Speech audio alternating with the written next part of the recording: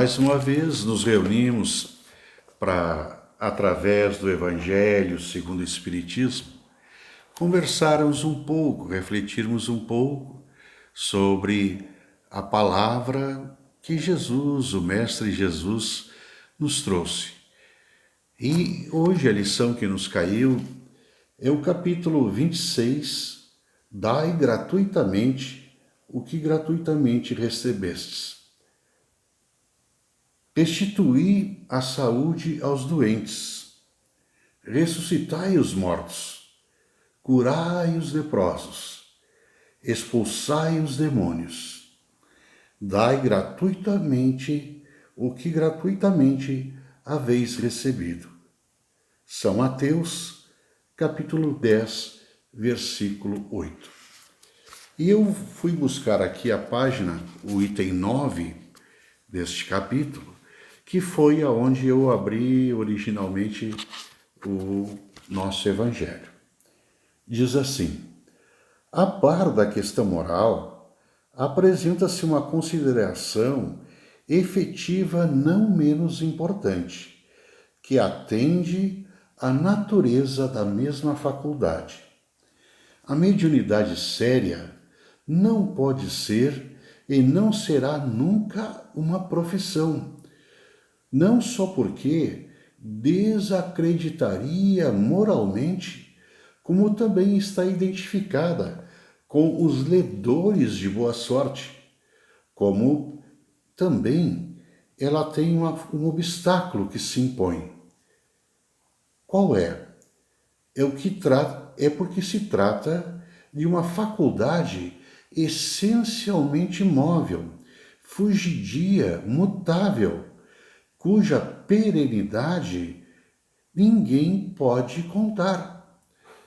Constituiria, portanto, para exploradores de uma fonte absoluta de incerteza, uma vez que poderia faltar-lhe no momento em que mais julgasse ser necessário.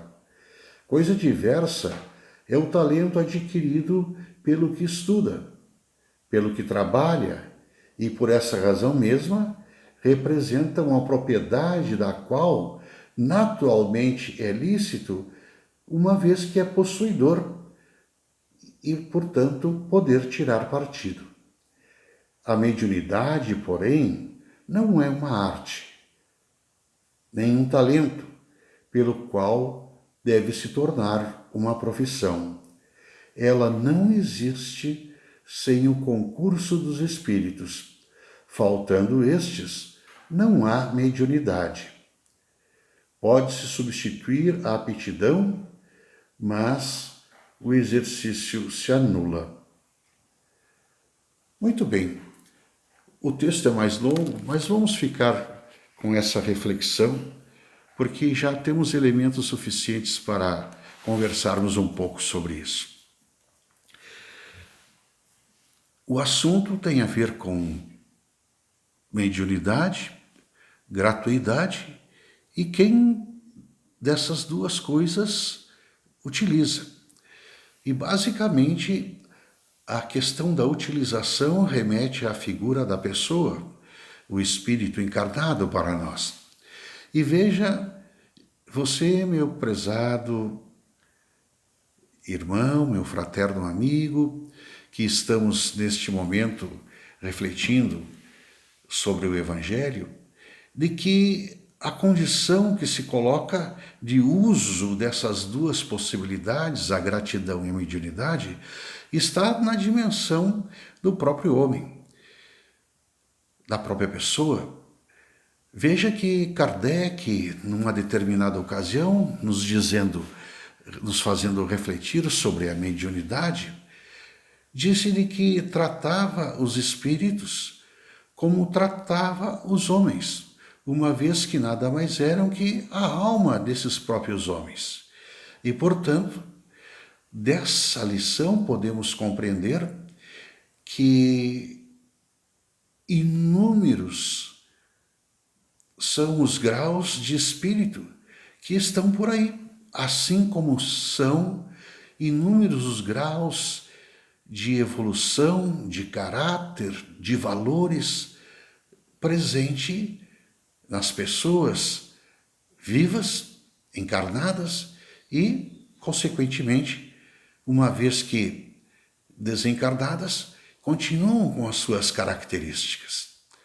Então, vamos encontrar, num primeiro momento, aquelas pessoas que, por não ter um conhecimento adequado, têm um grau de ignorância sobre as questões espirituais e de mediunidade, pensam, recebendo algum tipo de manifestação, que são possuidores de algo muito especial. E mais que isso, são pessoas especiais. E, naturalmente, isso pode levar a algum caminho, né, que represente algo que os espíritos exploram com muita facilidade. Os espíritos, aqueles que são mais atrapalhados, menos evoluídos, que se trata do orgulho e da vaidade. Quando nos colocamos a serviço desses espíritos com um certo grau de inferioridade, mas que inflam o peito e se tornam vaidosos, corre-se o risco exatamente de não ter a melhor compreensão do uso da mediunidade. Mas há também aqueles que são charlatões, aqueles que, se fazendo possuidores de uma faculdade que talvez não tenham, passam a enganar, granjeando cargos, valores, dinheiro, benefícios de toda a ordem. E, naturalmente, essa situação se torna um processo de desequilíbrio. Kardec nos disse que qualquer pessoa pode ter mediunidade. Portanto, a mediunidade é algo universal. Mas qualquer percepção da mediunidade torna uma pessoa um médium. Imagine que, pelo grau nosso de evolução, nós, ao longo do nosso dia e da nossa noite, fazemos uso dessa comunicação espiritual. Espíritos estão ali nos sugerindo, transmitindo, nos encaminhando, nos intuindo, nos propondo situações a todo momento. E nós pensamos que se tratam, na maioria das vezes, da mera capacidade do nosso pensamento. Mas sabemos que eles estão ali nos influenciando. E o que ocorre? Estamos fazendo mediunidade sem termos a menor percepção de que isso está ocorrendo. À medida que estudamos e compreendemos que as relações se dão assim, de que a linguagem do espírito é o pensamento e nós pensando nos comunicamos com os espíritos e eles conosco, veja só, acabamos talvez num estado permanente de mediunidade. E o que fazemos? Estamos transmitindo as coisas que eles nos dizem, nos transmitem também. Isso ataca, nos promove as nossas emoções e, através das nossas emoções, fazemos com que as coisas assumam também a nossa própria ação, a nossa própria conduta. Imagine uma pessoa que tem uma visão de mundo um pouco confusa, atrapalhada, vive constantemente reclamando de tudo, passando dificuldades e está ali envolvida com espíritos, amigos, espíritos que estão lhe transmitindo isso. Imagine também uma pessoa que tem uma visão um pouco melhor, está diante das dificuldades, lutando, buscando alternativas, tentando se tornar uma pessoa um pouco mais crível, de credibilidade, com a presença de Deus, a presença dos Espíritos bons, a mensagem do Mestre Jesus.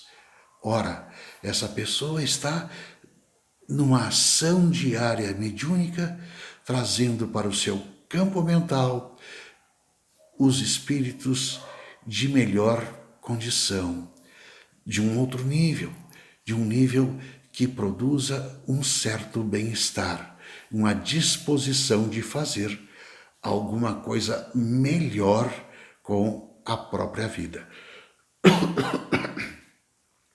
A mediunidade, portanto, ela tem uma característica de uma sociedade. Nós nos associamos com outros. Ela é uma parceria, porque nós estamos emparceirados também com a espiritualidade, amiga nossa pela nossa qualidade adquirida até aqui. Mas ela também é uma sintonia, porque uma vez que tenhamos uma compreensão melhor da mediunidade, através de algumas características, como da oração e da preparação, podemos sintonizar outros níveis. A própria prece nos conduz a essa elaboração do nosso pensamento, fazendo com que sejamos, sem dúvida, alguém capaz de sintonizar uma outra faixa vibratória. Então, essa sintonia é o que nos salva. Essa sintonia é o que nos mostra que nós podemos encontrar outra maneira, outro padrão para o nosso pensamento. E essas capacidades mediúnicas estão à nossa disposição. O estudioso, de alguma maneira, consegue ver na mediunidade não apenas uma situação qualquer, um fenômeno, mas sim uma missão. A mediunidade pode ser um dom, pode ser uma habilidade, mas é uma comunicação. É uma comunicação, um canal aberto que possibilita essa canalização, esse contato com a espiritualidade. Mestre Jesus, ele cobrava em relação à sua mediunidade. Ele cobrava a transformação, a mudança. Vai e não faças mais o que te causou isso. Vai e mude a sua conduta. Vai, não faças mais. Na linguagem bíblica, vai e não tornes a pecar. É uma condição de uso da mediunidade. Aquele que está aberto à mediunidade tem a possibilidade da mudança, porque essa aproximação com a espiritualidade superior nos permite o quê? Novos momentos e novas opções e possibilidades de comungar mais com essa espiritualidade superior. Kardec, de muitas maneiras, nos trouxe exemplos da mediunidade. Ele mesmo, nos seus estudos, coletou de vários médiuns, né, a própria essência, a própria capacidade do entendimento dessa espiritualidade que estava presente nas comunicações, né? A mediunidade permitiu que nós conhecêssemos que havia um outro mundo, o mundo do além, ali à disposição, convivendo conosco, né? A mediunidade, portanto, meus amigos, ela tem uma característica muito especial. Aquele que percebe o seu valor descobre uma outra essência na comunicação com os espíritos. E isso é fundamental. O outro tema que queremos talvez abordar com vocês é a questão da gratuidade. A gratuidade, hoje, está simbolizada naquela frase: dai gratuitamente aquilo que gratuitamente recebestes. A gratuidade, portanto, está com todos nós. E à medida que nós entendemos, estudamos os textos, estudamos a própria complexidade da experiência espiritual, a nossa doutrina, compreendemos a nossa própria intimidade, o nosso autoconhecimento, nos conhecendo e a partir desse conhecimento encontrando em nós mesmos as coisas boas, o Deus que está em nós, o Espírito que está em nós, o princípio inteligente criado por Deus. Tendo essa compreensão, vamos caminhar, fazendo a distribuição disso de uma maneira que faça o bem também para os outros. Não para granjear lugares, granjear poder, granjear dinheiro, granjear vaidade. Existem pessoas que dizem, eu não sou vaidoso, posso dizer com vaidade. Sou orgulhoso em dizer que não tenho orgulho. Isso é da nossa natureza. Às vezes não nos conhecemos ao ponto de percebermos as coisas que são necessárias. Daí a humildade ser um caminho importante para nós. Sem busca de coisas, sem busca de cargos, sem busca de promoções, sem buscas de aparência, mas fazendo o bem. Esse é o caminho que realmente se coloca para nós. Joana d'Arc, em determinado momento, inclusive divulgado por Kardec nas suas obras, usou a palavra mediunato para falar de que ela havia recebido uma missão de fazer as coisas que veio fazer. E essa missão, o mediunato, significa a mediunidade a serviço, a mediunidade missão, a mediunidade gratuita. E Joana d'Arc nos oferece essa palavra um pouco esquecida, talvez não tão usada, para que a gente possa perceber de que o desafio da mediunidade é o mediunato, é ter tal entendimento das coisas que são oferecidas a nós, que estão em nós, e as quais, inclusive, muitos de nós escolhemos na espiritualidade fazer o mediunato, a qualidade de fazer da nossa mediunidade uma ferramenta de benefício para os outros, um tecido de utilidade para melhorar a nós mesmos e fazer o bem aos outros. Por isso, estudar, refletir, usar da prece, do passe, das outras possíveis formas de mediunidade que temos, da fala, da audição, da visão, de todas essas situações que estão ao nosso dispor e que nós, descobrindo isso, possamos usá-las da melhor maneira para dar o resultado positivo da nossa vida, o sentido da nossa vida, o propósito da nossa vida nesta encarnação.